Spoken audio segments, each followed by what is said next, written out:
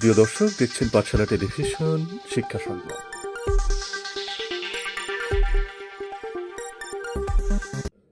আল জামিয়াতুল ইসলামিয়া দারুল উলুম বাংলাদেশের হাদিস ও ইফতা বিভাগের ষষ্ঠ ব্যাচের দস্তারবন্দি অনুষ্ঠান 11 জুলাই ঢাকার উত্তরের একটি কনভেনশন হলে অনুষ্ঠিত হয়েছে।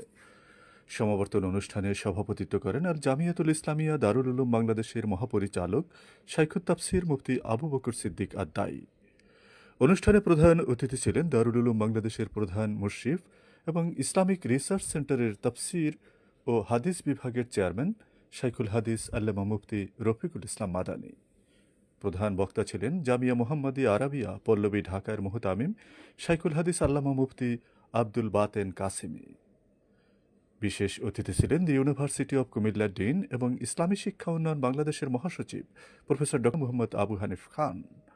আরও বিশেষ অতিথি ছিলেন আল জামিয়াতুল ইসলামিয়া দারুল উলুম বাংলাদেশের উপমহাপরিচালক মুফতি ওমর ফারুক রহমানী, আল জামিয়াতুল ইসলামিয়া দারুল উলুম বাংলাদেশের নায়েবে মুহতামিম শাইখুল হাদিস মুফতি মামুনুর রশিদ, আল মামুন হজ কাফেলার ব্যবস্থাপনা পরিচালক মাওলানা মামুনুর রশিদ প্রমুখ। অনুষ্ঠানে হাদিস ও ইফতা বিভাগের ষষ্ঠ ব্যাচের উত্তীর্ণ শিক্ষার্থীদেরকে সনদ ও ক্রেস্ট প্রদান করা হয়। এছাড়াও অতিথিগণ সনদ গ্রহণকারী শিক্ষার্থীদেরকে পাগড়ি পরিয়ে দেন।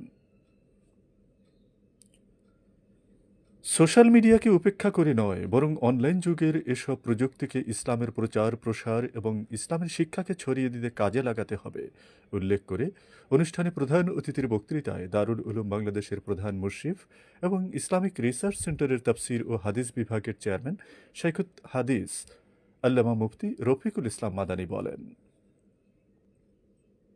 একজন জাহেল মূর্খ। এজন্য যত পড়ালেখা করবেন তত বুঝতে পারবেন পড়া হয়েছে কতটুকু আর রয়েছে কতটুকু। এই জন্য আপনার আমার শিক্ষণীয় বিষয় হলো আমাদের পড়ালেখা কিন্তু শেষ হয় নাই, আমাদের পড়ালেখার মাত্র শুরু হয়েছে। বর্তমান পরিস্থিতিতে আমি আরো অনেকগুলি কথা বলার প্রয়োজন মনে করেছিলাম, কিন্তু আমি বলবো না। তবে আমি একটা কথা বলি যে আমাদের এই যুগটার যদি পরিচয় হয়, যুগের তো অনেক পরিচয় আছে, একটা হলো মানে অনলাইন যুগ, ডিজিটাল যুগ, এগুলি আছে, আর অনেক রকমের পরিচয় আছে। অনলাইন যুগ হিসাবে এই যুগটাকে বাধা দিয়ে আমরা চলতে পারবো না। ইসলামী ইতিহাসে বা আল্লাহ তাআলার বিধান অনুযায়ী যুগকে বাধা দিয়ে চলার কোনো বিধিবিধান নাই। আল্লাহ তাআলা যুগ সাপেক্ষভাবে নবী প্রেরণ করেছেন, ঠিক কিনা বলবেন? এটার উদাহরণ আপনাদের কাছে আছে। রাসূল সাল্লাল্লাহু আলাইহি সাল্লাম বড় একজন সাহিত্যিক হিসাবে প্রমাণ করেছেন এবং তার কাছে অবতীর্ণ গ্রন্থ গোটা বিশ্বের সর্বশ্রেষ্ঠ সাহিত্যপূর্ণ কিতাব, ঠিক কিনা বলেন? যুগটা ছিল সাহিত্যিক যুগ, এটার প্রমাণ করেছে। অন্যান্য নবীদেরও একই অবস্থা। এখন ডিজিটাল যুগ, অনলাইন যুগ। আমরা শুধু প্রতিদিন অনলাইনের বিরুদ্ধে বললাম, এই ডিজিটাল যুগের বিরুদ্ধে বললাম, অনলাইন গ্রহণ করা যাবে না, ফেসবুকে হাত দেওয়া যাবে না, মোবাইলে হাত দেওয়া যাবে না। এই সব ফতোয়া দেওয়া সহজ, কিন্তু এই পৃথিবীর মানুষকে এই অনলাইন এবং ফেসবুক থেকে বারণ করা এত সহজ নয়, ঠিক কিনা বলেন? হযরত বইলা গেলেন না, আপনার যতই মেসির বিরুদ্ধে বলেন, আমি নিজে গত জুমায় ওই যে মানে আর্জেন্টিনা তারা নিয়ে আসলো ইসরায়েলের পতাকা, ইসরায়েলের পতাকা যারা ধারণ করবে, ইসরায়েলের পতাকা যারা হাতে নিয়ে আসবে, তাদেরকে কোনো মুসলমান সমর্থন করতে পারে না। এর উপরে আমি আলোচনা করেছি, ফেসবুকে আছে। কিন্তু যতই আমরা যুগের বিরুদ্ধে বলি, ফেসবুকের বিরুদ্ধে বলি, অনলাইনের বিরুদ্ধে বলি, এগুলি আমরা প্রতিহত করার ক্ষমতা রাখি না। কিন্তু এই যুগটাকে, পরিস্থিতিটাকে, অনলাইনকে, ফেসবুককে আমাদের অনুকূলে নিয়ে আসতে হবে, শরীয়তের পক্ষে নিয়ে আসতে হবে। সমস্ত যুগটাকে শরীয়তের ভিত্তিতে আমাদেরকে সাজাইতে হবে, ঠিক কিনা বলি? তারপরে আমরা সফল হইতে পারবো।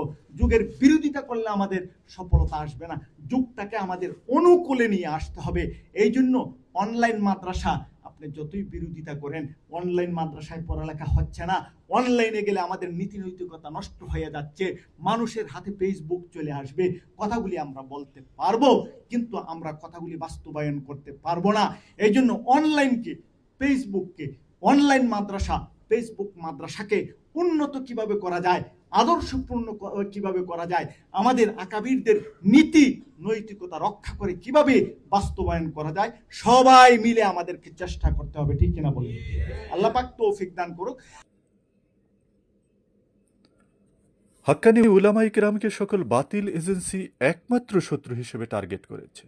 কোরআনের মোকাবেলায় সকল ষড়যন্ত্র ব্যর্থ হবে উল্লেখ করে অনুষ্ঠানে প্রধান বক্তা জামিয়া মুহাম্মাদিয়া আরাবিয়া পল্লবী ঢাকার মুহতামিম শাইখুল হাদিস আল্লামা মুফতি আব্দুল বাতেন কাসেমি বলেন, কিন্তু বর্তমান প্রেক্ষাপট এতটাই জটিল, আপনি প্রত্যেকটা বিজাতীয় সহযোগী সংগঠন এবং প্রত্যেকটা বিজাতীয়দের যারা এজেন্ট, আমার ব্যক্তিগত ওপিনিয়ন হলো সকলের টার্গেট আপনারা।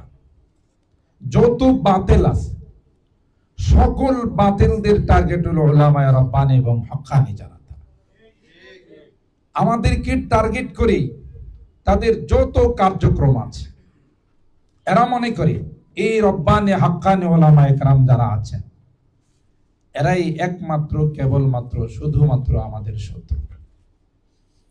কারণ এরা কোনো পয়সার সামনে, কোনো বাতিলের সামনে মাথা নত করে না। আলহামদুলিল্লাহ সুম্মা আলহামদুলিল্লাহ, আমাদের আকাবের আসলাফ, আমাদের বুজুর্গানে দ্বীন আমাদেরকে শিখাইছেন, জান দে দে পর না দে ঈমান কো, জান দে দে পর না দে ঈমান কো। প্রয়োজনে জান দিতে পারো কিন্তু ঈমানকে বিসর্জন দিতে পারো না। আমরা তাদেরই ওয়ারিস এবং তাদেরই উত্তরসূরি। আর আমাদের আরেকজন মেহমান আগে আলোচনা করেছেন, আসলে আমরা আমাদেরকে দুর্বল মনে করলে চলবে না। আপনি কোরআনুল কারীমের শুরু থেকে নিয়ে শেষ পর্যন্ত যদি স্টাডি করেন, আল্লাহ পাক সবচেয়ে যে মর্যাদা দিয়েছেন ইলমে ওয়াহির ধারক বাহক যারা, হামেল যারা, তাদেরকে সবচেয়ে বেশি মর্যাদা দিয়েছেন। আমি অনেক সময় আমার আলোচনায় বলি যে হযরতে সাইয়েদনা হযরতে দাউদ আলা নবিয়িনা ওয়া আলাইহিস সালাতু ওয়াস সালাম, সুলাইমান আলা নবিয়িনা ওয়া আলাইহিস সালাতু ওয়াস সালাম, তাদের সম্পর্কে সূরাতুন নামলের মধ্যে আল্লাহ তাআলা বলতেছেন ওয়ালাকাদ আতাইনা দাউদ ওয়া সুলাইমানা ইলমা। আমি চিন্তা করি যে এখানে আল্লাহ তাআলা ইলমের কথা বললেন, অথচ দাউদ আলাইহিস সালাম আপনারা জানেন ওলামায়ে কেরাম জলিলুল কদর পয়গম্বর ছিলেন। আসমানি বড় বড় যে চারখানা কিতাব আছে এর মধ্যে জবুর কিতাব আল্লাহ তাআলা হযরতে দাউদ আলাইহিস সালামের উপর নাযিল করেছেন। দাউদ আলাইহিস সালাম আল্লাহ তাআলা তাকে সবচেয়ে সুন্দর কণ্ঠ দিয়েছিলেন। আপনারা জানেন যে যুগে আল্লাহ তাআলা নবীদেরকে প্রেরণ করেন, সেই যুগের চাহিদা মতো সবচেয়ে বড় মুজিজা আল্লাহ দান করেন। ওই যুগটা ছিল কণ্ঠশিল্পীদের যুগ। তো আল্লাহ এমন এক কণ্ঠ হযরতে দাউদকে দিয়েছেন, যত কণ্ঠশিল্পী আছে, গানাদার আছে, তারা তার কাছে সারেন্ডার করতে বাধ্য। এই যে জীবনে কত গানে টান দিলাম, কিন্তু এই জাতীয় কণ্ঠ তো কোনোদিন শুনি নাই, যার তিলাওয়াত শোনার জন্য আকাশের পাখিগুলো চলে আসে, জঙ্গলের পশুগুলো চলে আসে, সমুদ্রের মাছগুলো চলে আসে। তো আল্লাহ রাব্বুল আলামিন তাকে দিয়েছিলেন লোহা, হাতে নিলে মোমের মতো গলে যেত। হযরত সুলাইমান আলাইহিস সালামকে আল্লাহ গোটা বিশ্বের রাজত্ব দিয়েছিলেন। উল্লিমনা মানতিকাত তাইর, ছোট ছোট প্রাণীদের কথা তিনি বুঝতেন, পাখিদের কথা বুঝতেন। এরপরও আল্লাহ তাআলা বলতেছেন না, কিছুই দেই নাই তোমাদেরকে, তোমাদের বাপ বেটাকে আমি কিছুই দেই নাই। ওয়ালাকাদ আতাইনা দাউদ ওয়া সুলাইমানা ইলমা, যা দিয়েছি তোমাদেরকে সেটা হলো ইলমে ওয়াহি, আসমানি কিতাবের ইলম। আপনি কি মনে করেন কোনো কিছুর কোনো মূল্য নাই আল্লাহর কাছে? সবচেয়ে মূল্যবান হলো আসমানি কিতাবের ইলম, ইলমে ওয়াহি। আর সেই ইলমে ওয়াহির হামিল হলেন আপনারা, আলহামদুলিল্লাহ। ছোট মনে করার কোনো অবকাশ নাই। এই সূরা নমলের মধ্যে আল্লাহ তাআলা উলামায়ে কেরামদের মধ্যে যে কি রূহানি শক্তি আছে তার আরেকটা প্রমাণ দিয়েছেন। যখন হযরত সুলাইমান আলাইহিস সালাম বলেন আইয়ুকুম ইয়াতিনি বিআরশিহা ক্বাবলা ইয়াতুনি মুসলিমিন, বিলকিস আসার আগে তার সিংহাসনটা কে আমার কাছে পেশ করতে পারবে? ইফরিতুম মিনাল জিন, সে বলেছিল আনা আতিকা বিহি ক্বাবলা আন তাকুমা মিন মাকামিক, আমাকে যদি এতটুকু সময় দেন যাব না, আপনি বসার থেকে দাঁড়াইতে যে সময়টুকু লাগে আমি পেশ করে দিতে পারবো। হযরত সুলাইমান বললেন, না, এর চেয়ে তো দ্রুত কে পারবা? ক্বালা আল্লাযী ইনদাহু ইলমুম মিনাল কিতাব আনা আতিকা বিহি ক্বাবলা ইয়ারতাদ্দা ইলাইকা তারফু। আসমানি কিতাবের আলেম সে বলেছিলেন যে জাহাপনা, আপনি যদি অনুমতি দেন তাইলে আমি চোখের পলক মারার পূর্বেই সিংহাসন উপস্থিত করে দিতে পারব। আপনি কি মনে করেন এটা কিসের শক্তি? রোহানি শক্তি। এটা ছিল রোহানি শক্তি, যে শক্তির দ্বারা তিনি পলক মারার আগেই সিংহাসন উপস্থিত করে দেওয়ার মতো শক্তি অর্জন করেছিলেন। আমাদের আকাবেরদের মধ্যে বাংলার সিবা সালার বলে যাকে আমরা চিনি, বাতিলের আতঙ্ক যে ছিলেন আল্লামা মুফতি আমিনী রাহিমাহুল্লাহ, কোনো বাতিলের সামনে কখনো মাথা নত করেন নাই। হযরত মুফতি আমিনী রহমাতুল্লাহ আলাইহি মাঝে মধ্যে বক্তব্যের মধ্যে হাসির ছলে বলতেন যে মিয়া সাহেব, আলেমদেরকে দুর্বল মনে করেন না, আলেমদের টুপির নিচে বারুদ আছে। এই শব্দটা উনি উচ্চারণ করতেন, টুপির নিচে বারুদ আছে। তো অনেকে বুঝতে পারতো না তার মানে কি। আপনি হাজারো অস্ত্রের দ্বারা যা পারবেন না, উলামায়ে কেরাম দুই হাত তুলে তার চাইতে বেশি পারবে। আমরা মুসলমানগণ জাতি হিসাবে গরিব নই, আমরা দুনিয়ার গোলাম নই। মহান আল্লাহ তাআলা মুসলমানদেরকে দুনিয়ার মালিক বানিয়েছেন এবং জান্নাতেরও উত্তরাধিকার দিয়েছেন। দিন প্রচার ও প্রতিষ্ঠার জন্য চেষ্টা করার পাশাপাশি ব্যবসা বাণিজ্যেও আলেমদেরকে নেতৃত্ব দিতে হবে উল্লেখ করে অনুষ্ঠানে বিশেষ অতিথি জি ইউনিভার্সিটি অব কুমিল্লার ডিন এবং ইসলামী শিক্ষা উন্নয়ন বাংলাদেশের মহাসচিব প্রফেসর ডক্টর মাওলানা মুহাম্মদ আবু হানিফ খান বলেন, ইতিহাস সাক্ষ্য বহন করে রাসূল সাল্লাল্লাহু আলাইহি ওয়াসাল্লামের সাহাবায়ে কেরাম বাণিজ্যের জন্য নৌপথে চট্টগ্রামে এসে এই ভূখণ্ডে তারা ব্যবসা বাণিজ্য শুরু করেছিলেন এবং ইসলামের দাওয়াত দিয়েছিলেন। যেই জনপদ অর্থবিত্তে সমৃদ্ধ নয়, সেখানে মানুষ বাণিজ্য করার জন্য আসে না। আমাদের এই ভূখণ্ড ওলন্দাজ, পর্তুগিজ, মারাঠা, এই যে সম্প্রদায়গুলো সম্পর্কে আমরা জানি।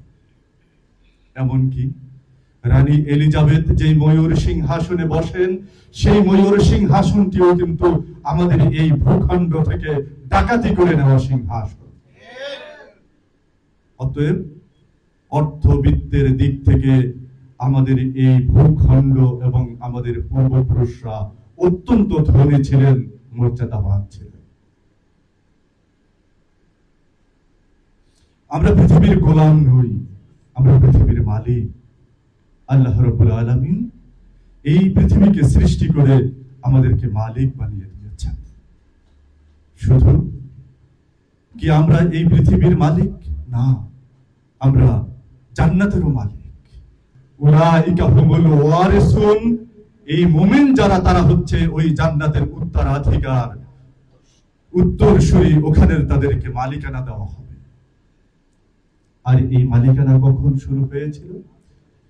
জান্নাত সৃষ্টির পরে, হযরত আদম আলাইহিস সালামকে সৃষ্টির পরে আদম আলাইহিস সালামকে কিন্তু জান্নাত দিয়ে দেওয়া হয়েছিল। ওখান থেকে যখন তাকে পৃথিবীতে পাঠিয়ে দেওয়া হলো, আবার তার সাথে ওয়াদা করা হলো এই জান্নাতে আবার তুমি ফিরে আসবে। অতএব আমরা যেমন জান্নাতের মালিক, আমরা তেমন দুনিয়ার মালিক। মসজিদগুলোতে আমরা যারা খতিব আছি, আমরা মসজিদ কমিটিকে আজ থেকে আর মসজিদের মালিক মনে করব না। আরেকটি ধারণা যে আমরা মসজিদকে আল্লাহর ঘর বলে থাকি, আর বাকি ঘরগুলো কি মালিকানা অন্যদের?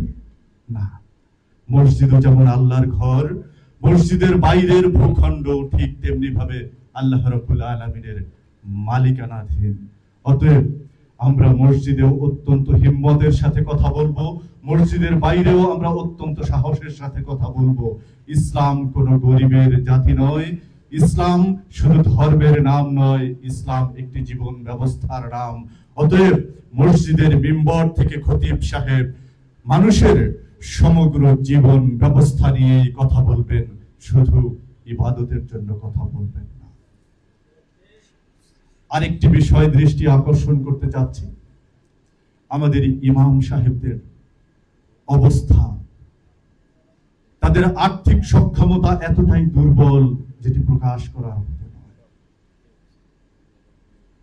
মসজিদের সভাপতি মহোদয় যখন ইমাম সাহেবকে দিয়ে তার সন্তানের জন্য দোয়া করান, তখন ইমাম সাহেব যদি দোয়া করেন যে আল্লাহ রাব্বুল আলামিন মসজিদ কমিটির সভাপতির ছেলেকেও আমার মতো মসজিদের খতিবের একটি চাকরির ব্যবস্থা করে দাও, কি সভাপতি সাহেব খুশি হন না?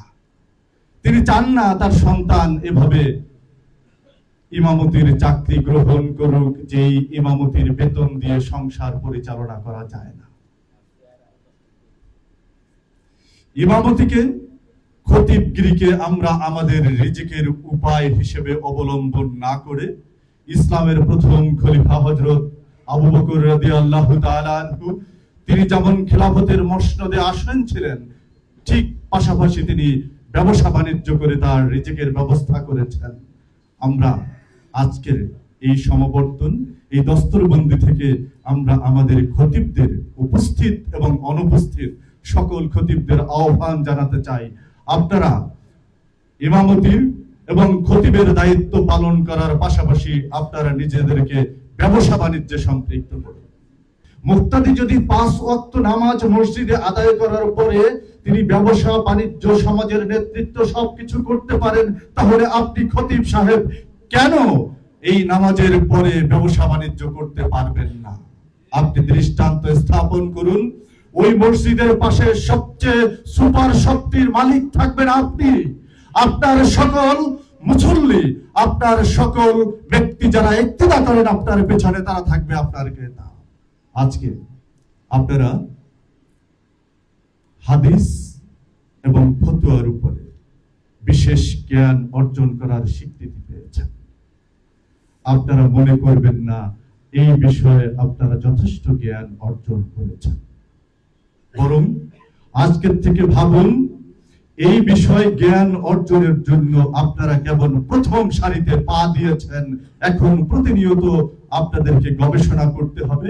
এই গবেষণার মাধ্যমে এর উচ্চতর জ্ঞান আপনাদের অর্জন করতে হবে। আল্লাহ রাসূল সাল্লাল্লাহু আলাইহি ওয়াসাল্লামের কথা, মান ক্বালা লা ইলাহা ইল্লাল্লাহ ফাদাখালাল জান্নাহ, যেই ব্যক্তি এই কালেমার ঘোষণা দিল, আল্লাহ রাসূল বলেছেন তিনি জান্নাতে যাবেন। অতএব আপনি, আমি কাফের, জাহান্নামী এ ধরনের বলার অধিকার আমি রাখি না, কারণ আল্লাহ রাব্বুল আলামিন চাইলে তিনি অনেক পাপী হলেও তাকে ক্ষমা করে দিতে পারেন। আর আমরা কার বিরুদ্ধে কথা বলব? যিনি আমাদের কিবলাকে কিবলা মনে করেন এবং আমাদের জবাহ করা পশুর গোশত খান, তিনি আল্লাহ রাসূল সাল্লাল্লাহু আলাইহি ওয়াসাল্লাম ঘোষণা করেছেন তিনি আমাদের দলভুক্ত। অতএব এই আল্লাহ রাসূলের ঘোষণার ভিত্তিতে যারা আমাদের দলভুক্ত, তারা আমাদের ভাই। আমরা কখনো আমাদের বক্তৃতা, আমাদের ওয়াজ, আমাদের মাহফিল, আমাদের খুতবা, আমাদের ফতোয়ায় আমরা তাদের বিরুদ্ধে কথা বলবো না।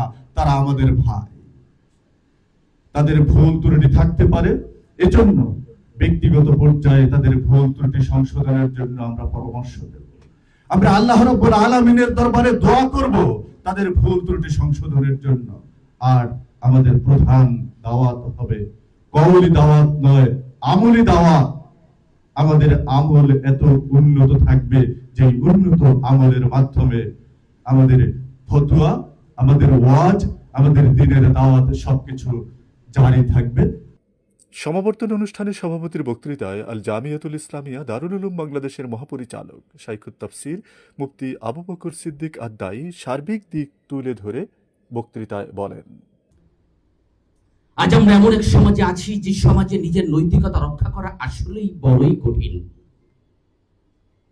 আমরা অনেকেই অনৈতিক পথে ছড়িয়ে যাচ্ছি, এমন ঘটনা মাঝে মধ্যেই মিডিয়াতেও আমাদের নজরে পড়ে।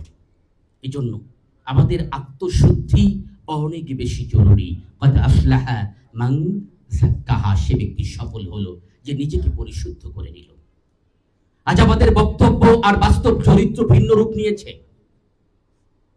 আজ আমাদের আমলের জিন্দেগি দুর্বল হয়ে পড়েছে। আজ কখনো কখনো আমাদের বক্তব্যে অহংকার, প্রদর্শন ইচ্ছা, আত্মপূজা, আত্মপ্রীতি, হিংসা, বিদ্বেষ, গীবত, চগলখুরি অনেক সময় আমাদের মধ্যে ঠাঁই করে নিয়েছে। হযরত জুন্নুন মিশরী রাহিমাহুল্লাহর একটি ঘটনা বলে আলোচনার শেষ দিকে চলে যাওয়ার চেষ্টা করব। একবার তার এলাকায় বৃষ্টিপাত বন্ধ হয়ে গেল। লোকেরা চিন্তা করলো আমাদের মাঝে সবচেয়ে বড় বুজুর্গ হলো জুন্নুন মিশরী, আমরা তার কাছে যাই। লোকেরা গিয়ে বলল, হযরত, দীর্ঘদিন ধরে বৃষ্টিপাত নাই, নলকূপের পানি শুকিয়ে গিয়েছে, পুকুরে নদী নালাতে পানি প্রায় না থাকার অবস্থা। আপনি যদি আল্লাহ তাআলার কাছে একটু দোয়া করতেন, আল্লাহ হয়তো আপনার দোয়া কবুল করতেন। তিনি আগত লোকদেরকে বললেন, যাও, চলে যাও, দেখি কি করা যায়। সবাই যখন চলে গেল, নিভৃতে তিনি আল্লাহর কাছে এভাবে কথা বলতে লাগলেন, হে আল্লাহ তাআলা, আমি অনেক চিন্তা করে দেখেছি, এই এলাকায় আমার থেকে অপরাধী, আমার থেকে নগণ্য, আমার থেকে পাপিষ্ঠ কেউ নেই। আমার ধারণা আমার অপরাধের কারণেই এই বৃষ্টিপাতকে তুমি বন্ধ করে দিয়েছ।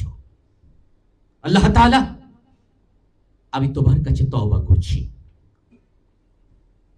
তুমি যদি আবার তওবা কবুল করো, তাহলে তোমার রহমতের বৃষ্টি দ্বারা এই ভূমিকে ধন্য করো। সমাজের সব থেকে মর্যাদার মানুষটি, সব থেকে আমলওয়ালা মানুষটি, সব থেকে তাকওয়াবান মানুষটি যখন নিজেকে আল্লাহর কাছে ভাবে অপরাধী হিসেবে সঁপে দিলেন, আল্লাহ তাআলার রহমতের বৃষ্টি নাজিল করতে একটু দেরি করেননি। মুহূর্তের মধ্যে রহমতের বৃষ্টি এসে গোটা জমিনকে সিক্ত করেছিল। আজ আমরা নিজেদেরকে সঁপে দিতে পারি না। আজ আমরা মনে করি মসজিদের এই খেদমতটা না থাকলে আমি ব্যর্থ। আজ আমি মনে করি এই মাদ্রাসার খেদমতটা আমি না থাকলে আমি ব্যর্থ। কিন্তু পৃথিবীর সবচেয়ে ধনী মানুষটাকে যে রব বানিয়েছেন, আমাকেও তিনি বানিয়েছেন। সম্রাট জাহাঙ্গীর দিল্লির সম্রাট ছিলেন, তার দরবারে এক ভিক্ষুক ছিল। তা লোকেরা পরামর্শ দিল যে তুমি তো ভিক্ষা করো, তা তুমি সম্রাটের কাছে গেলে তোমার এই ভিক্ষার জীবন ঘুচে যাবে, তুমি তার কাছে যাও। ভিক্ষুক সম্রাট জাহাঙ্গীরের সাথে দেখা করার জন্য, সম্রাট শাহজাহানের সাথে দেখা করার জন্য তার মসজিদের দরজায় দাঁড়ালো। দেখলো একে একে সবাই বের হয়ে যায়, কিন্তু তাজমহল নির্মাতা সম্রাট শাহজাহান বের হন না। ভিক্ষুক মসজিদের মধ্যে এক পর্যায়ে প্রবেশ করলো দেখার জন্য যে সম্রাট করে কি। ভিক্ষুক ঢুকে দেখলো সম্রাট শাহজাহান দুই হাত উঁচু করে আল্লাহর দরবারে হাউবাউ করে ক্রন্দন করে মোনাজাত করছে। ভিক্ষুক এই দৃশ্য দেখে মসজিদ থেকে বের হয়ে গেল। এরই মধ্যে মোনাজাত শেষ করে সম্রাট শাহজাহান যখন মসজিদের সিঁড়িতে পা রেখেছেন, দেখলেন দূরে ভিক্ষুকের মতো কাউকে দেখা যায়। ডাক দিলেন, দাঁড়াও, তুমি ভিক্ষুক না? ভিক্ষুক জবাব দিল, হ্যাঁ, আমার কাছে এসেছিল না? এসেছিলাম। দেখা না করে চলে যাচ্ছ কেন? ভিক্ষুক বলল, সম্রাট, আমি দাঁড়াতে দাঁড়াতে ক্লান্ত হয়ে যখন মসজিদের মধ্যে প্রবেশ করলাম, প্রবেশ করে দেখলাম, আরে আমি এসেছি সম্রাটের কাছে চাইতে, আর সম্রাট তো আরেকজনের কাছে চায়। তা সম্রাট যার কাছে যায় তার কাছে চাইতে মসজিদের সামনে ধর্ণা দেওয়া লাগে না, তার কাছে সাক্ষাৎ করতে দেরি করতে হয় না। তাই সিদ্ধান্ত নিলাম, দিল্লির সম্রাট যে সম্রাটের কাছে চায়, এখন থেকে আমি তার কাছেই চাইব। ইয়াকা না'বুদু ওয়া ইয়াকা নাস্তাইন। সুতরাং সম্মানিত ওলামায়ে হযরত, আমাদের মনে রাখতে হবে, একজন আলেমের শক্তি তার পোশাকে নয়, একজন আলেমের শক্তি তার পোশাকে নয়, একজন আলেমের শক্তি তার তাকওয়ায়। ইন্নামা ইয়াখশাল্লাহা মিন ইবাদিহিল উলামা, নিশ্চয়ই আলেমরাই আল্লাহকে বেশি ভয় করে। আর সূরা হুজরাতের 13 নম্বর আয়াতে আল্লাহ তাআলা বলেছেন, ইন্না আকরামাকুম ইনদাল্লাহি আতকাকুম, তোমাদের মধ্যে ওই ব্যক্তি সবথেকে সম্মানিত যে আল্লাহকে ভয় করে। দুটি আয়াত যদি মিলিয়ে নিই, তাৎপর্য দাঁড়াবে আমাদের সমাজের সবথেকে সম্মানিত মানুষ হলো ওলামায়ে কেরাম। সুতরাং ওলামায়ে কেরামদের শক্তি তার পোশাকে নয়, তাকওয়ায়। ওলামায়ে কেরামের সম্মান তার উপাধিতে নয়, বরং ওলামায়ে কেরামের সম্মান তার আমলে। তার গ্রহণযোগ্যতা বক্তৃতায় নয়, বরং ওলামায়ে ইকরামের গ্রহণযোগ্যতা তৈরি হতে হবে তার চরিত্রের মধ্য দিয়ে, চারিত্রিক মাধুর্য দিয়ে এই সমাজে আমাদেরকে প্রভাব বিস্তার করতে হবে। একজন আলেম এমন হতে হবে যার কথা শুনে মানুষ আল্লাহকে স্মরণ করে, যার চরিত্র দেখে মানুষ ইসলামকে ভালোবাসে, যার ফতোয়া মানুষের জীবনকে সহজ করে দেয়, যার দাওয়াত মানুষকে একত্রিত করে, বিভক্ত করে না। সম্মানিত ওলামায়ে হযরত, ইলম অর্জন কখনো শেষ হয় না। এই সনদ, এই সম্মাননা নিয়ে যদি মনে করেন ইলম অর্জন শেষ, না, এতে ইলম অর্জনের শুরু মাত্র। বরং ইলম নামক যে মহান সমুদ্র আছে, সবে মাত্র আমরা তার কূলে এসে পৌঁছেছি, পাড়ে এসে পৌঁছেছি। এই মহাসমুদ্র পাড়ি দিতে হবে। আমি বারংবার আপনাদেরকে ক্লাসেও বলেছি যে কিতাবগুলো যারা সংগ্রহ করেননি, অল্প অল্প করে হলেও সবগুলো কিতাব সংগ্রহ করা দরকার এবং সেগুলো ভালোভাবে পড়া দরকার। উস্তাদদের সাথে আপনাদের যোগাযোগ সবসময় থাকবে ইনশাআল্লাহ। সেই যোগাযোগের ধারাবাহিকতায় নতুন কিছু আসলে উস্তাদদের সাথে আলোচনা করে প্রয়োজনে সিদ্ধান্ত নেওয়া দরকার। যে আলেম আমল থেকে বিচ্ছিন্ন হয়ে যায়, যে আলেম ইলম চর্চা থেকে বিচ্ছিন্ন হয়ে যায়, সে এক সময় অন্তঃসারহীন কাঠের মতো হয়ে যায়, সারহীন কাঠের মতো হয়ে যায়। তখন সে তার জায়গায়, সঠিক জায়গায় দাঁড়িয়ে থাকতে পারে না। সম্মানিত শিক্ষার্থীবৃন্দ, সর্বোপরি তাই আপনাদের কাছে বিনীত আবেদন থাকবে, অধ্যয়ন পড়াশোনা চালিয়ে যেতে হবে এবং যা জানবো, যা পড়বো, তার আমল যেন আমরা করতে পারি এবং এই দাওয়াতের এই অভিযান আমরা যেন আমাদের ব্যক্তিগত, পারিবারিক, সামাজিক, অর্থনৈতিক, রাজনৈতিক, সামগ্রিক জীবনে ছড়িয়ে দিতে পারি। সর্বোপরি আল্লাহর এই জমিনে শরিয়া কার্যকর করার জন্য, তার একত্ববাদ তাওহীদ বাস্তবায়নের জন্য আমরা যেন নিরলস প্রয়াস চালাতে পারি। যতদিন পর্যন্ত আল্লাহর এই জমিনে তার শরিয়া বাস্তবায়িত না হবে, যতদিন পর্যন্ত কোরআন সুন্নাহের বাস্তবায়ন পরিপূর্ণভাবে ততদিন পর্যন্ত সম্ভব হবে না। সুতরাং এমন একটি পরিবেশের স্বপ্ন আমরা সকলেই দেখি। আর আল্লাহ তাআলা বলেছেন সূরা নূরের 55 নম্বর আয়াতে, ওয়া'আদাল্লাহুল্লাযীনা আমানু মিনকুম ওয়া আমিলুস সলিহাত লা ইস্তাখলিফান্নাহু ফিল আরদ। আল্লাহ তাআলা ওয়াদা করেছেন তোমাদের মধ্যে যারা ইমানদার এবং আমলে সলিহ করে, আল্লাহ তাদেরকে দুনিয়ার খেলাফত দান করবেন।